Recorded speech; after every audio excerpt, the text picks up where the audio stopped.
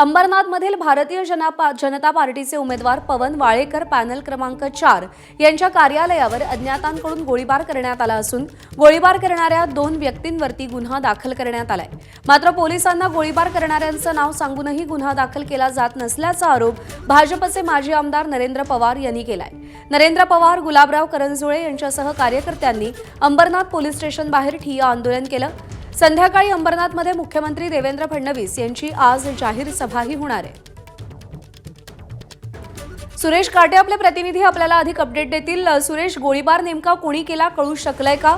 आणि ज्यांच्या कार्यालयावर गोळीबार झाला त्यांचं नेमकं काय म्हणणं आहे? प्रज्ञा, खरं पाहिलं तर अंबरनाथमध्ये भाजप आणि शिवसेना यांची लढत मोठ्या प्रमाणात सुरू आहे।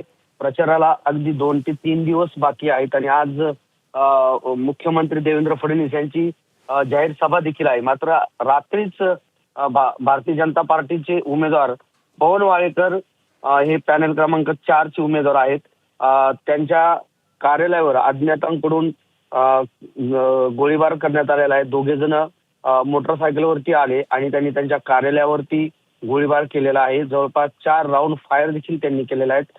मात्र हे अज्ञात आरोपींविरोधात अंबरनाथ पोलिसांनी गुन्हा दाखल केलेला आहे। मात्र आरोपीचं नाव सांगूनही पोलीस गुन्हा दाखल करत नाहीत, अज्ञातांवरतीच गुन्हा दाखल करतात।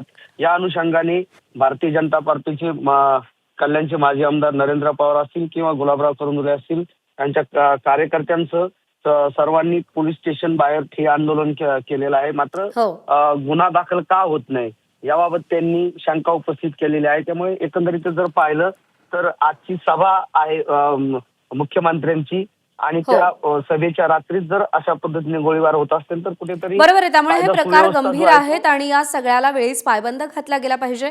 पोलिसांच्या भूमिकेकडेही लक्ष असेल। सुरेश, धन्यवाद दिलेल्या माहितीसाठी।